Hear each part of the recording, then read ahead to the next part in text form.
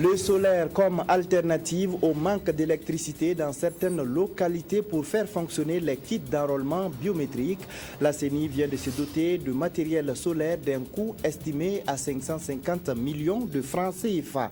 Et puis l'école primaire publique de Zamo dans le centre-ouest a soufflé hier sur ses 50 bougies.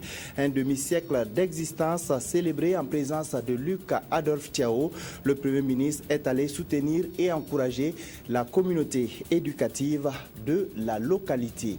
Voilà pour les titres. Vous regardez l'édition synthèse de la télévision du Burkina.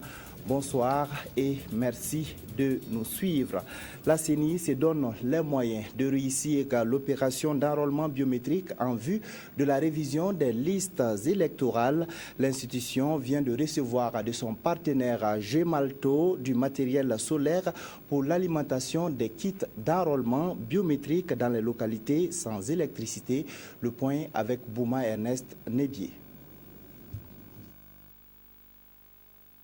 Ce sont des kits solaires qui serviront à alimenter en énergie solaire les kits d'enrôlement biométrique. Vous le savez, en 2012, nous avons utilisé des hydrogènes avec du carburant. Et cette fois-ci, au regard donc des critiques qui ont été formulées sur l'utilisation du carburant que nous avons transporté sur l'ensemble du territoire national avec tous les dangers que ça comportait, une solution nouvelle a été proposée, à savoir celle donc de l'énergie solaire. Donc avec notre partenaire Gemalto en France, nous avions donc décidé d'utiliser donc les plaques solaires cette fois-ci pour pouvoir alimenter donc nos kits d'enrôlement.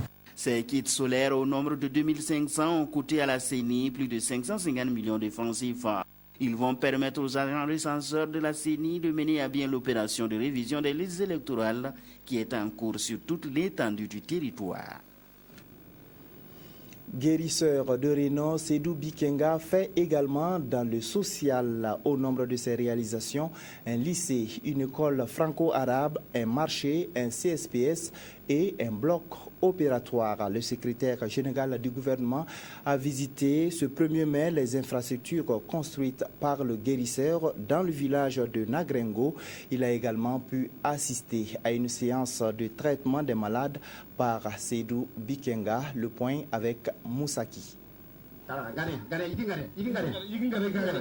de miracles ou encore guérisseur de Nagrengo, le nom de cet homme a franchi les frontières de notre pays. Lui, c'est El Hadj Sédou Bikenga. Mais au-delà des soins qu'il apporte chaque jour à une multitude de personnes, l'homme s'est investi dans ces derniers temps dans la réalisation des infrastructures socio-éducatives pour le bien-être de la population de Nagrengo. Lycée, école franco-arabe, CSPS portent son nom. Des efforts qui ne passent inaperçus aux yeux des autorités de notre pays.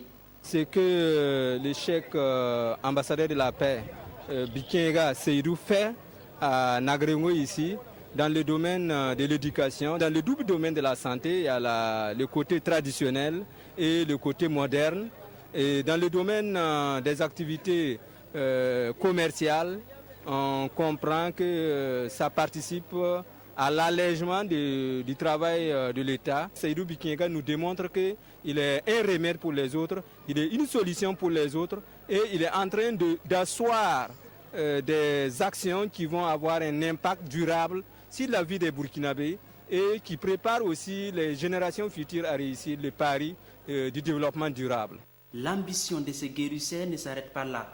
D'autres réalisations sont en train de voir le jour, comme ce bloc opératoire, ce marché à légumes. Des œuvres qui vont certainement immortaliser ces grands bienfaiteurs de notre époque. Nous remercions Dieu et les autorités de notre pays. C'est grâce à eux que nous avons la paix. Aujourd'hui, nous sommes contents de la visite du secrétaire général du gouvernement et cela montre que les autorités attachent l'importance à ce que nous faisons. À l'occasion de cette visite du secrétaire général du gouvernement, le guérisseur a soulagé certains malades. Mais aujourd'hui, Nagrengo reste difficilement accessible à cause de l'état défectueux de la voie. On ouvre à présent le chapitre éducation de ce journal et on va parler d'école sous Payotte. Elle se distingue des autres par l'absence de bâtiments dûment construits. Élèves et enseignants travaillent donc dans des conditions très difficiles. Ces écoles sont généralement situées en milieu rural, mais la ville de Fada en compte 3. Reportage Karim Patrick Namouanou. La moindre goutte d'eau de pluie qui tombe sur les écoles de Tikonti A et B de Fadangourma, et c'est l'angoisse qui s'empare de ces enseignants et de leurs élèves. Nous sommes bel et bien à Fadangourma, chef-lieu d'une commune urbaine et capitale de la région de l'Est. La saison des pluies qui s'installe ouvre la voie à de nouvelles inquiétudes. Lorsqu'il pleut, les élèves sont obligés donc de se réfugier donc dans les autres classes. Après la pluie, si les hangars ne sont pas détériorés, ils peuvent continuer donc les cours. Dans le cas contraire, on est obligé de suspendre les cours, le temps donc de faire les réparations avant que ces enfants ne reprennent donc leur classe. La situation perdue depuis 6 ans maintenant. Les élèves apprennent à lire et à écrire dans des classes de CP1, CP2 et CE1 sous des abris de fortune. De dispenser des cours dans ces conditions pour ces enseignants. Pas de meubles de bureau ou des tables-bancs adaptés. Du matin au soir, la course du soleil induit de nouvelles dispositions dans la classe. Parfois, les élèves sont contraints de suivre les cours assis à même le sol. Travailler sur des tableaux chevaliers, c'est un peu difficile. Les élèves, il n'y a pas assez de tables-bancs aussi. Les élèves écrivent sur le fer. C'est un peu difficile à s'appliquer. En moyenne, 50 élèves suivent cours sous des paillotes aménagées à hauteur de 300 000 francs CFA, la classe par le bureau de l'association des parents d'élèves. Le vent, la poussière et l'insécurité sont amplifiés par l'absence de murs clôturant les écoles. Les animaux y ont largement accès au même titre que les élèves et le pire provient des reptiles qui s'y réfugient parfois. Il y a eu un spam qui a donc passé 3 jours dans les hangars et ça a empêché également de travailler parce que les maîtres et puis les élèves étaient obligés donc de vider l'hangar. C'est un soir, moi je suis arrivé ici en classe donc de CM2. J'ai constaté que les élèves étaient dehors, ils avaient des cailloux, ils lapidaient. Je me suis approché pour savoir ce qui se passait. Je me suis rendu compte que c'était un serpent. Moi-même, étant impuissant de la situation, j'étais obligé de prendre du recul et de dire aux enfants donc de s'écarter. C'est ainsi que j'ai conduit les enfants vers les arbres.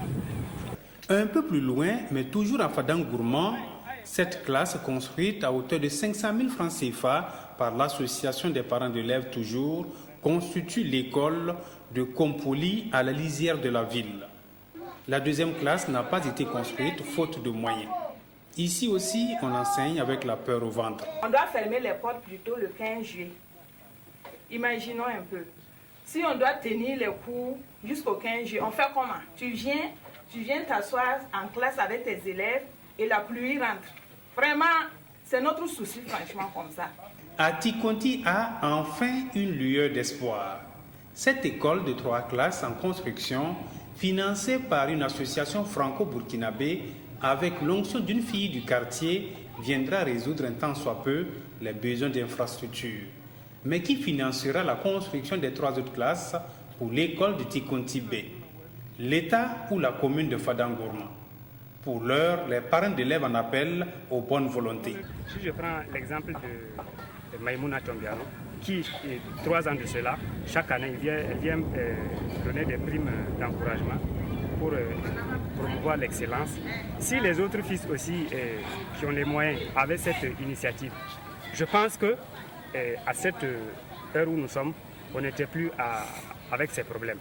En attendant une réhabilitation de leur école, fruit de promesses incertaines, Rainatou Maïga, premier de sa classe, et ses camarades, malgré leur bonne volonté d'apprendre à lire et à écrire, devront abandonner les classes à chaque tombée de la pluie jusqu'au 15 juillet prochain.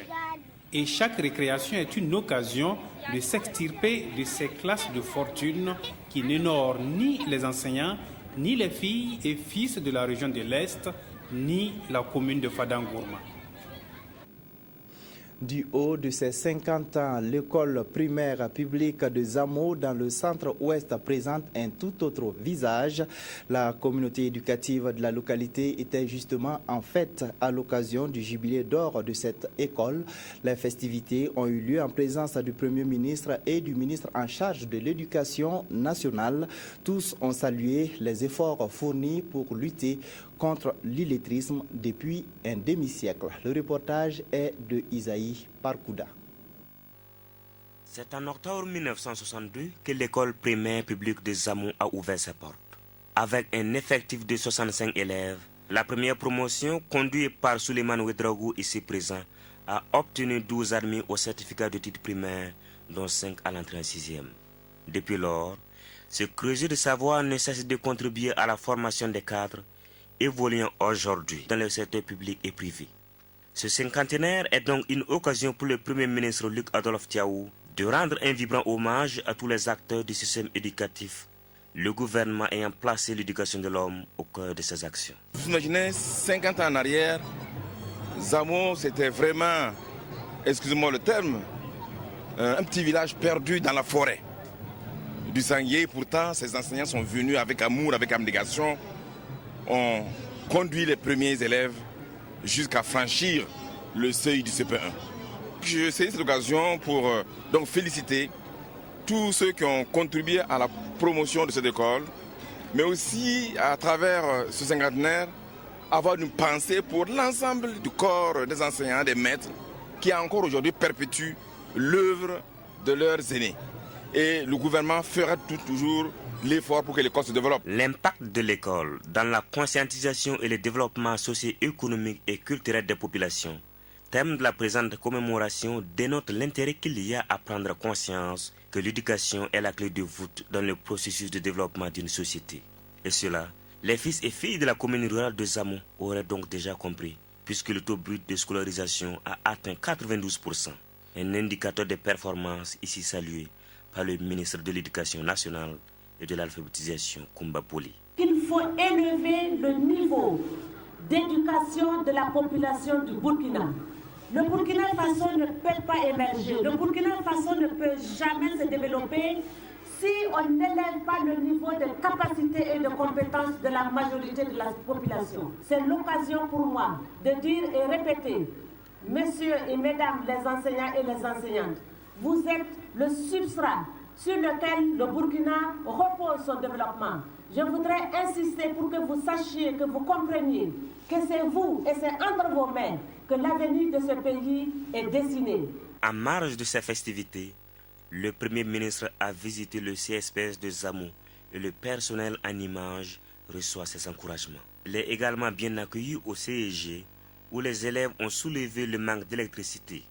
Le ministre de l'Énergie et des Mines, Salif Kabouri, leur a promis que dans un bref délai, le collège de Zamo sera électrifié. Un patrimoine culturel et touristique en péril, situé à 5 km à l'ouest de Kombisiri, la mosquée de Nanyimi, atypique de par son architecture, se dégrade de plus en plus. Ismaël Diloma Sirima s'est intéressé à cette maison de Dieu qui a besoin d'être rénovée. Cette mosquée serait bâtie vers 1822. Faite essentiellement d'argile, elle comporte une salle principale dont le toit est soutenu par des poutres en bois et 9 piliers principaux, ce qui a permis d'avoir une terrasse à l'étage surplantée par un minaret. Cette architecture atypique, située à la périphérie de Kombisiri, a été commandée par le Naba de l'époque. C'est Naba Touneri qui s'est converti à l'islam et qui a fait construire cette mosquée, l'une des premières de la région.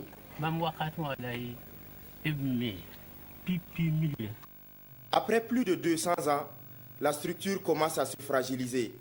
D'une part, les fissures qui se multiplient et de l'autre, les poutres en bois qui sont en train de pourrir. L'entretien de cette mosquée-là, vraiment, nous savons ce que ça vaut. Parce que chaque fois, il faut la rebadigeonner. Souvent, c'est les poutres qui cèdent. Et même pour trouver même des bonnes poutres aujourd'hui, ce n'est pas facile. Alors, vraiment, nous comptons sur des bonnes volontés pour nous aider à l'entretien de cette mosquée. La dernière réelle réfection de cette bâtisse daterait de 1942 sous le règne de Naba Tanga. Depuis lors, ce joyau qui n'est pas reconnu comme patrimoine touristique national accueille bon nombre de touristes. C'était il y a bientôt 2 ans, le 6 mai 2012, François Hollande était élu président de la République française avec 51,62% des voix.